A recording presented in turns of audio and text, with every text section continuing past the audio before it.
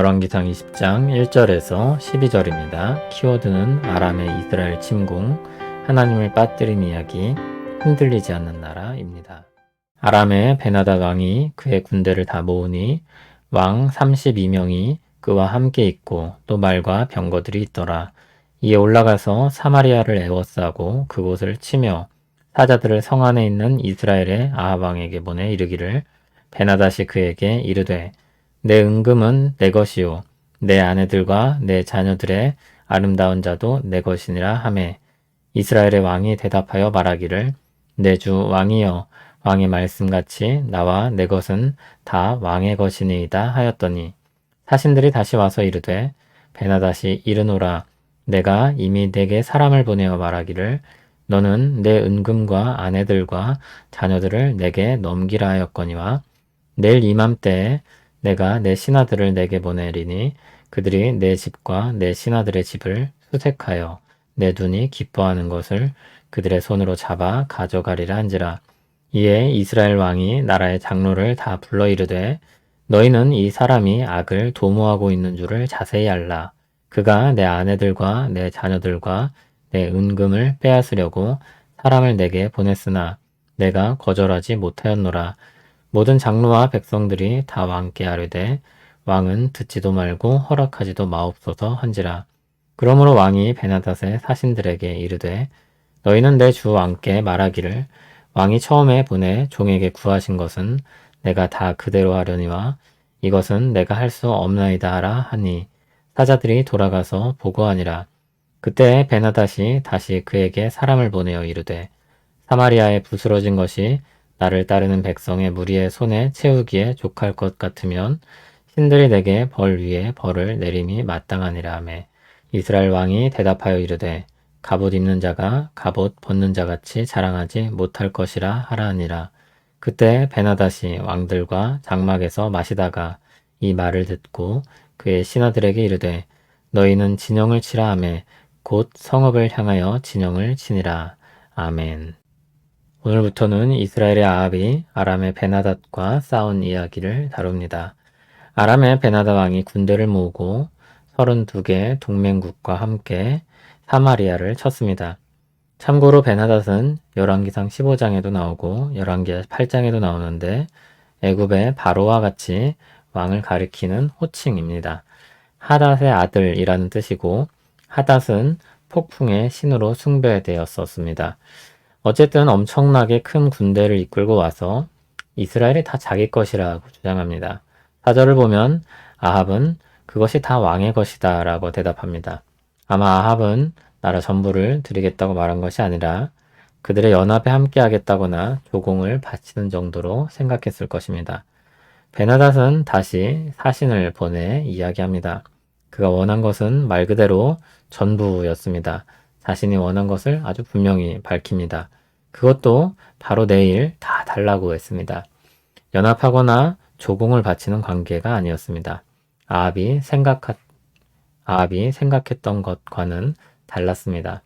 그는 나라의 장로들을 다 불러 모아 긴급 회의를 합니다.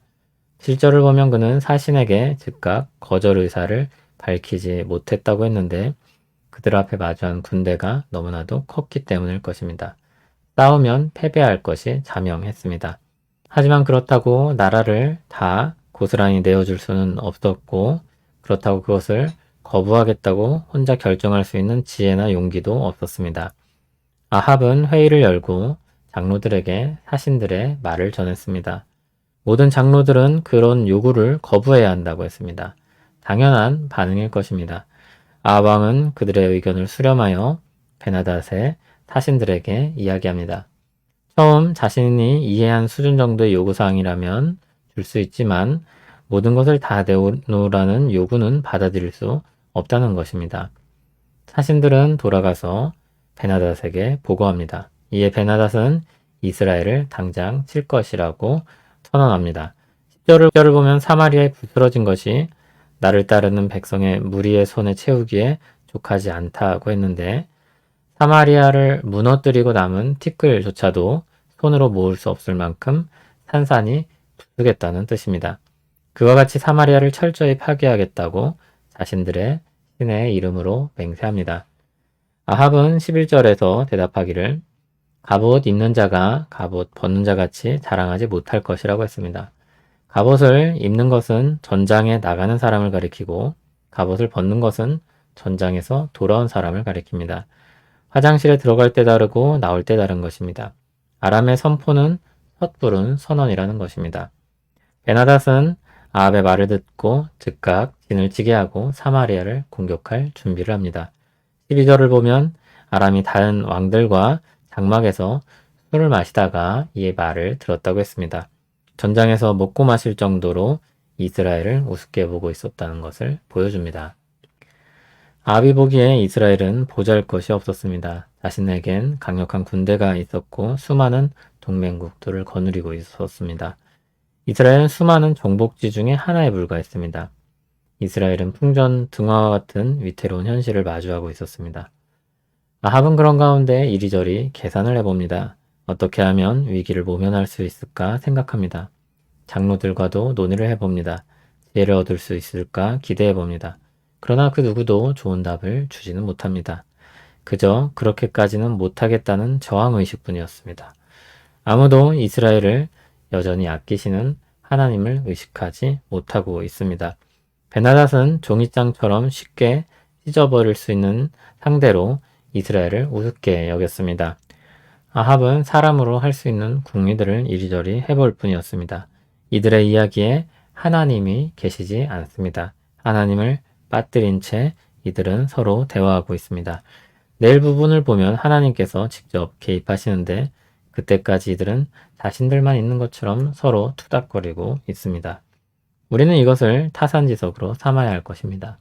하나님이 계시지 않는다면 이스라엘은 아무것도 아닙니다. 그와 같이 하나님이 계시지 않는다면 교회는 아무것도 아닙니다. 그러나 하나님이 계신다면 이스라엘은 견고한 요새와 같을 것입니다. 그와 같이 하나님이 교회와 함께 계신다면 교회는 견고할 것입니다.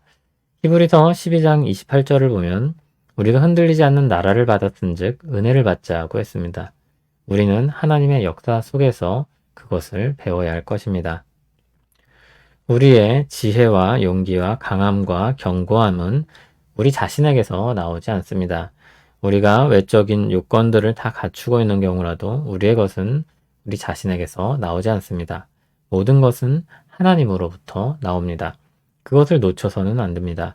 그것을 놓치면 모든 것을 다 갖추고 있는 상황에서도 언제든지 모든 것을 다 잃어버릴 수 있습니다. 바람에 날리는 겨와 같은 것입니다. 그러나 하나님 손안에 있는 사람이라는 것을 놓치지 않으면 모든 것이 바람에 날려 흩어져도 아무리 흔들어도 떨어지지 않는 알곡과 같을 것입니다. 흔들려서 멀미가 좀 나는 때가 있어도 주님의 방주 안에 있는 사람들이라는 것을 잊지 마시길 바랍니다. 우리에게 흔들리지 않는 나라를 주시는 우리 왕 예수 그리스도를 찬송합니다. 주님의 지혜와 능력으로 우리가 보존될 것을 믿습니다. 주님의 보살핌과 인도함으로 우리 믿음의 여정이 이어질 것을 기대합니다.